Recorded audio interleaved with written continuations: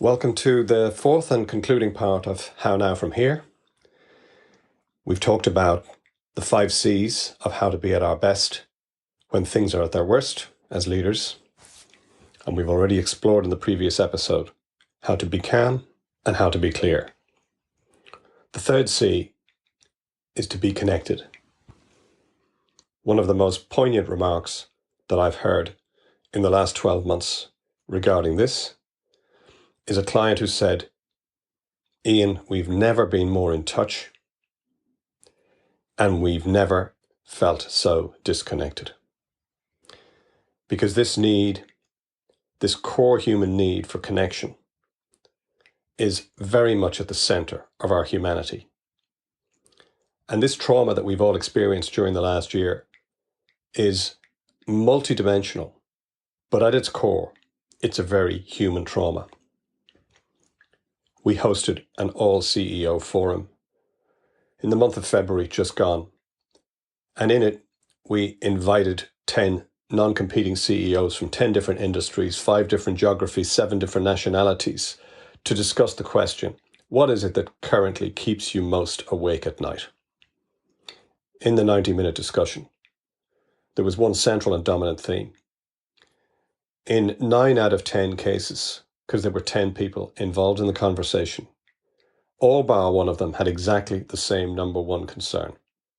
And it wasn't to do with profitability or revenue or supply chain or digitalization. It was simply that our people are struggling and we don't know how to deal with it. We need, as leaders, to stay and be connected to our people. And there are 2 reasons for this. The first is out of sheer compassion, and the second is totally pragmatic. Let's deal with them one at a time. There is none of us that haven't experienced, either personally, professionally, or very likely both, someone who is desperately in need and who is really struggling. It's within our gift to be able to show up in a way that cares for or caters for the need that that person has. This is a conversation or a connection that doesn't have at its purpose a problem solve. It's a different conversation entirely. Just simply showing up and holding the space for somebody is enough to help to empty their emotional cup when it's overflowing. We do this simply by turning up, firstly, and showing we care. And then when we're there, just simply by asking questions out of curiosity to understand what they're experiencing, giving them the floor and the space to be able to talk about it openly, safely, and without judgment. And to be able to help them to name it in their own way. This is not about solving the problem. It's simply about holding the space and enabling people in their 5% moment to know that there's somebody or some means of decanting some of what's going on for them that's causing them to go into overload. For leaders, there are 2 main obstacles and challenges that they typically run into in hosting these conversations. First is they're not used to it very often. So the confidence that they have in being able to do this is straight away an obstacle for even showing up. When people do turn up, the 2 things that they run into is we're so used to solving problems as leaders and providing solutions that we jump into problem-solving mind. It's not a time for that. And secondly, as the story's unfolding on the other side, we begin to relate it to our own story. And the temptation is to introduce our own story into their story. It's not a time for that either. Just make listening for their concerns the purpose of your interaction, and you won't go far wrong from there. More pragmatically, if we're to solve the conundrum of what the New World Order is going to look like and what it means for our team, our business, and ourselves, then we don't have a monopoly as leaders, particularly in this remote world where we're not connected physically with people. So we are deprived of all of that serendipitous information we would otherwise find. So remaining connected with people to understand what their perspective is, what intelligence they're picking up, what their view is, how they're feeling, what they're thinking, and collectively coming up with a solution that we can co-fashion is the only way we're going to create something that everybody understands, that everybody buys into, and that is the right way to move forward. So if we want the best new way, being connected is about having many minds and tapping in often. Item number 4 is be creative. I've thought many times of the Alice in Wonderland quote, "Sometimes I believe in 6 impossible things before breakfast." Well, if there's one thing that this 1-year-old pandemic has taught us, it is that impossible is nothing, to quote the advertising slogan. Because people have done and created things that this time last year, if you'd said it to them, would have elicited the response, "Don't be ridiculous, that's impossible." Everybody's got their own story in this department. You know, the Chinese had it right with their characters that go to make up the word crisis. 2 different characters. One says danger, the other says opportunity. And in spite of all the danger that surrounds this pandemic and the chaos, there is also an abundance of opportunity. There are 2 main insights that clients have discovered through the last year in our experience. The first is that the old world itself wasn't perfect. And the second is what they're really capable of when they need to be capable of it in terms of learning, innovation, and creativity during crisis. It's no surprise, because if there's one thing that forced reflection plus chaos produces, it is pure innovation. And I don't mean innovation in the paying lip service sense that used to prevail in the old world as it was. History is littered with examples. In the 17th century, during the height of the Black Death, Sir Isaac Newton was furloughed, literally sent home from the University of Cambridge. And during the time, as he sat in his garden, an apple fell on his head and, well, the rest is history. We got the law of gravity, which, without the furlough, without the forced reflection, would never have happened. Basketball, for example, was an invention that happened as a result of lockdown during a depression in the 1880s in America. The iPod came some 2 to 3 weeks after the 9/11 disaster, and so on and so on. So as leaders, we need to spearhead the focus on not just acknowledging the dirt, but also mining for gold. And there are many examples to date, and we need to continue to do the same. The second aspect of it, which is around the old world and the imperfection of the old world, many organizations have discovered that what was there is their legacy, that just continued to be in spite of it having already outlived its usefulness. This has been the opportunity to reevaluate it. Some examples, like the Segway, for example, which was going to revolutionize upright mobility for the human species over the last 20 years, well, they manufactured their last Segway because it's been overtaken by e-skates and the like, and it no longer exists. Olympus hived off their camera division, and probably most significantly and historically, General Electric abandoned their light bulb division, which dates back to the Edison General Light Bulb Company in 1892. Never wasting a crisis is always underpinned by the idea of systematic abandonment. The idea that we ask ourselves the question, and this is the key question, around a line of business or a system or a process or a person, if we didn't already do this, knowing what we know now, would we still choose to do it? It's a very powerful, zero-based question that we have the opportunity and have had the opportunity to address. It's a question that we can equally apply to our personal lives. What are the things that we had been doing that were just things we did because we always did them, that are worthy of re-evaluation? This is like doing a Marie Kondo on your personal life, doing a spring clean.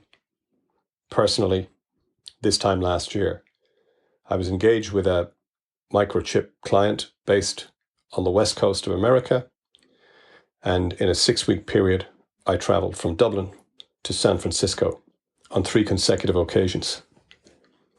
2 days to get there, 2 days to get back, for a face-to-face that lasted maximum of 1 day at a time, and in one case, for just half a day. This wasn't good for me, for my family, for the business, for their business, or for the planet. Yet, it was just what we did. Finally, number 5, be caring to self. The first 4 principles are all related to other people, primarily. But your number 1 asset, without question as a leader, is yourself. And very often, you're the last person that gets thought of in the piece. Be caring for self is about the idea of putting your own oxygen mask on first, putting your own PPE on, so that you at least are protected. Because the speed of the group is the speed of the leader. And the strength of the group is the strength of the leader. So if you don't tidy up your own backyard, it's very hard to look after the overall company yard. It's all right to say leaders eat last, but you got to eat. There's much literature and media content in this space, so I'm just going to briefly identify a couple of key guiders that I found very, very useful and clients find very useful to keep their output capacity, at least in company, with their output. The first thing is, if chaos is the problem, then order is the solution. Or at least the creation of the illusion of order. And this plays into, again, the primal idea or the fear of lack of or loss of control. What I mean by this is a few things. Firstly, it's mostly connected to routine and boundaries. We need a routine around some of the core things that nourish us and nurture us as human beings, so that our machine can work mentally and physically. And what I mean by that is exercise, diet, sleep. Secondly, creating meaningful boundaries around or between work and home. Finding the balance between working from home and parenting from work, if that's your situation. Creating a schedule, knowing what you're doing for the day ahead or the week ahead, or both ideally, and having a balance of everything that you need to be operational, functional, and sane within that schedule, and knowing what it is and what it looks like. A list, having a list of tasks that you know you're going to need to do, and having a priority on those tasks, and knowing what's more important, so that if things go the wrong way, which they typically routinely do nowadays, that at least you're doing the things that are of highest priority. The reason for having this structure, routine, and boundaries and schedules plays into what's called the Zeigarnik effect. The reason to have them isn't because you love them. It's because when you have them, it creates this illusion in the mind that that item is taken care of. What many people find is they wake up in the middle of the night and they think of something, and they get woken up in the night because they're thinking of something. Or their mind is wandering throughout the day about the things that they're not doing.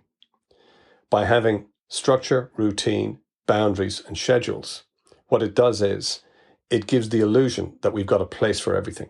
And just simply because we've put things in a place and we've put that order and structure on things, what it does is it plays into your mental energy positively. We think about energy and we know that physical energy is finite. We accept that.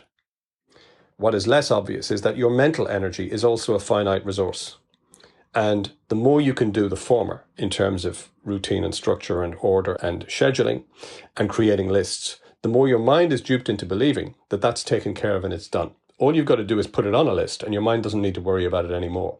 So that mental energy that you're dedicating to worrying about it and trying to retain it in your mind, which you can't do in your conscious mind, by the way, is taken away, and it gives you then that mental energy to focus on doing what it is you need to do or being focused and not being distracted. That's the real payoff here. The second suggestion is that you create around you easy access to what I call in this period your war cabinet. In the good times, ordinary times, this would be called your personal board of directors. The purpose here is, in the same way as you need to stay connected to others for their benefit as a leader, you need to be connected to others for your benefit so that you can sustain yourself. After all, who is there to empty your emotional cup?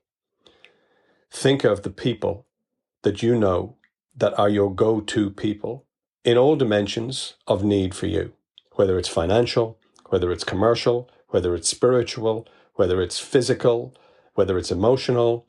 Who are your consiglieres? Who are your trusted friends and advisors? Who's your phone a friend when you're in your moment of need in whatever dimension you need it? Know who those people are and have them available to you on speed dial and connect with them regularly, because it's just a means of refilling yourself and offloading your own emotional stuff at a time when you most need it with people that you know can provide that for you. Who is in your war cabinet? And the third thing is to create a recipe menu to keep you sane. What do I mean by that? Each of us understands the idea of KPIs in a business, key performance indicators, that are a shorthand dashboard to, at a glance, give us an in-the-moment indication of the welfare and health of our business.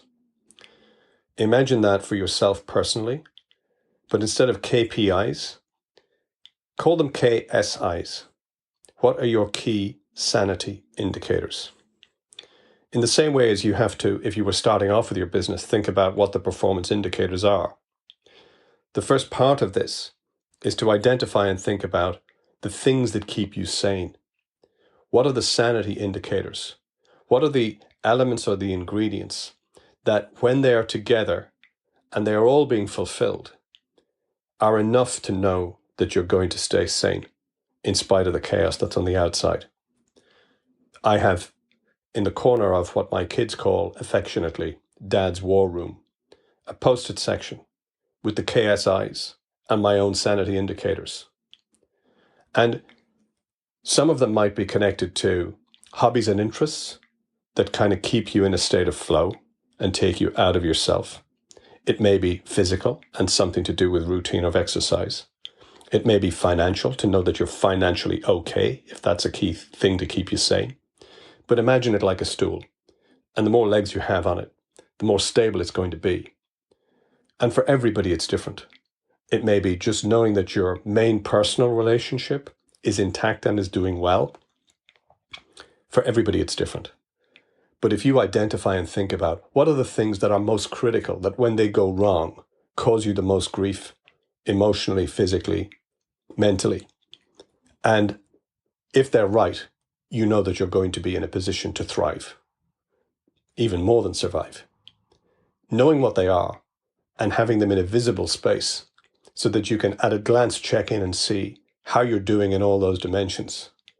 And when you get all of those ingredients and they're all working well, that's enough. The very final thing that I'll sign off on is to be kind to yourself, because we tend to be our own worst inner critics. Each of us has that voice inside our heads, sitting on our shoulders, that tells us consistently that we're not good enough and we're not doing a good enough job. It's time to furlough the inner critic. And I'll sign off with a Roosevelt quote, which says, as a leader. Just simply do what you can with what you have, right where you are. Life is lived one moment at a time. And the only certainty we have is the moment that we're in. And in that moment, the one thing you always have, no matter how bad things are on the outside, you always have choice. Remember that.